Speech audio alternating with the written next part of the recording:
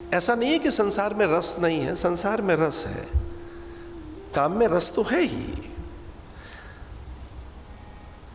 पर वो थोड़ा है। काम रस है, उसकी निंदा नहीं है काम अर्थ की, पर इन चार पुरुषार्थों में केवल काम रस के लिए ही पुरुषार्थ नहीं है जीवन, काम के लिए नहीं है, अर्थ के लिए नहीं है। हमारे यहाँ पुरुषार्थ बताए धर्म, अर्थ, काम और मोक्ष।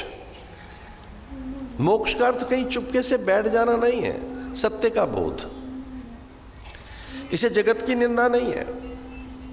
काम में बड़ा सुख है, काम में बड़ा रस है, लेकिन उससे ही बड़ा रस कृष्ण में है, कृष्ण रस, ब्रह्म रस, राम रस। काम की निंदा नहीं है।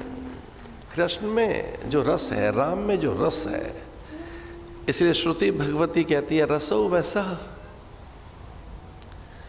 वो कोई एक रस है।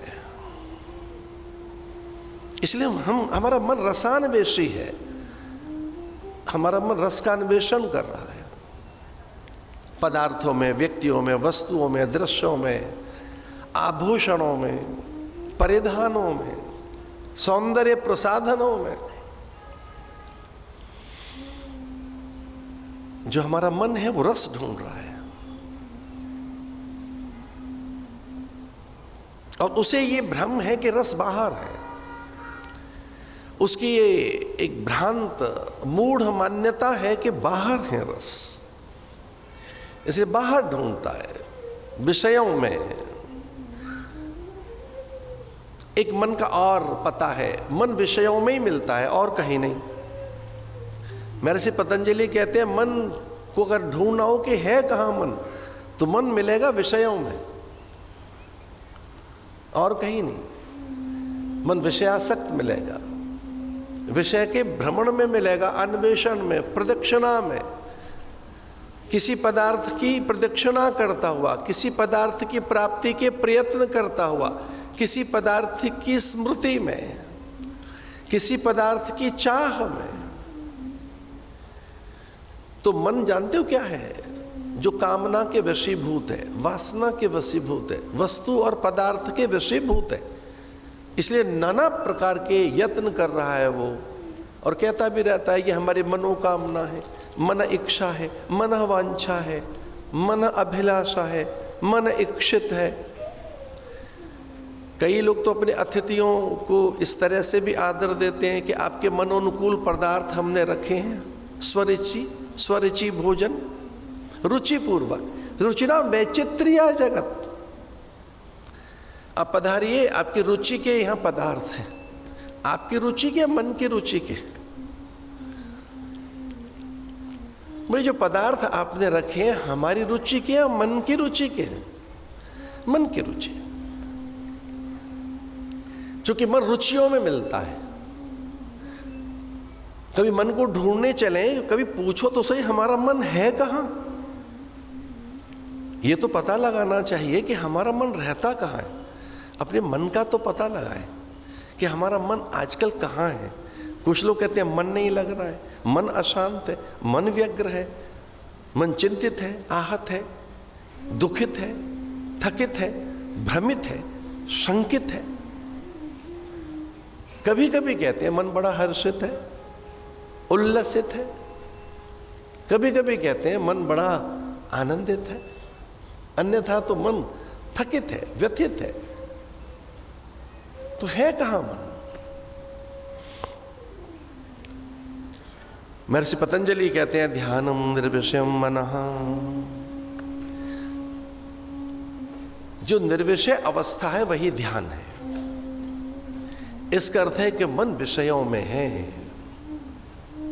पदार्थों में है, दृश्यों में है, घटनाओं में है, व्यक्तियों के पास है, वस्तुओं के पास है। एक अचंभा, अपने पास नहीं है। ओ, हमारा मन हमारे पास नहीं है। इसलिए किसी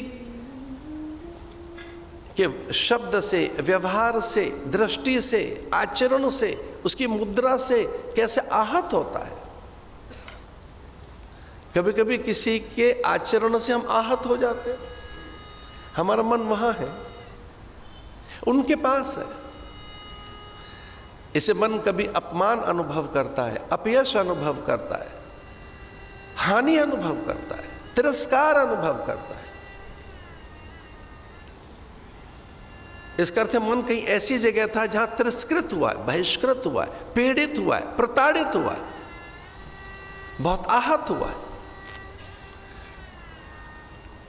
अभी तो लोग लज्जित भी नहीं होते कहते हुए, क्योंकि वो साधक तो है नहीं, कहते हम बहुत हर्ट हो गए आज, हम तो बड़े हर्ट हो गए आज, आहत हो गए, घायल हो गए। अपने मन में भेजा क्यों जहां घायल हो गया? उसे चुभन मिली, व्यथा मिली, व्यग्रता मिली। तो मन का स्वभाव सुख दुख का है, हानि लाभ का है, जय पराजय का है, यश अपयश का है, मान अपमान का है। इससे अधिक कुछ मन को आता भी नहीं है। पर मैं मन नहीं हूं, हम मन नहीं है, मन बदलता रहता है, जो किसी भी अवस्था में बदला जा सकता है। परिवेश के कारण बदल जाता है, वायुमंडल में, वातावरण में, विचार से, चूंकि मन कुछ और नहीं, विचार है, सद्विचार से। मन कुछ है नहीं, संकल्प है, संकल्प से बदला जा सकता है। तन्मे मनः शिव संकल्प मस्तु। इसलिए वेद ने कहा कि इसे शुभ संकल्प दिया जाए तो जयी हो सकता है, पराक्रमी, पुरुषार्थी, बलिष्ठ, फिर इसकी शक्तियां पार है। लेकिन अगर इसे सद्विचार नहीं मिला तो यह हताश होगा, दुर्बल होगा।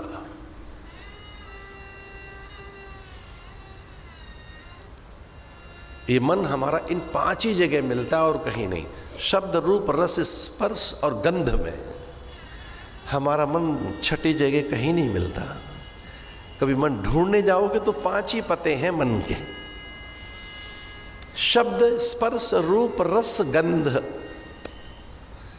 कुछ सुनने में लगा हुआ है, कुछ देखने में, कुछ सूंघने में, कुछ चखने में, कुछ छूने में, यहां मन लगा हुआ है। और जब वह वैसा नहीं है, उसे अनुकूल नहीं है, तो वहां से हट जाएगा।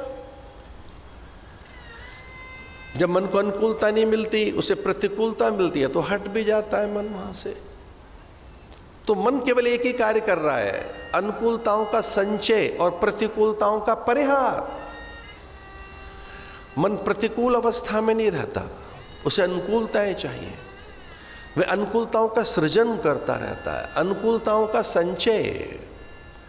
उसी आभास के आशय में, उसी और वो उत्सुक होता है जहां उसे सम्मान, समृद्धि, सुख, संपदा, ऐश्वर्य अथवा कोई ऐसे संवेग मिले जिसमें उसके अनुकूल रस है।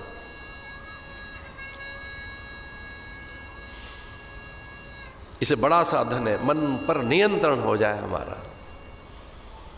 बड़ा साधन है ये कि हम उसे समझ लें कि मन हमारा है कहाँ।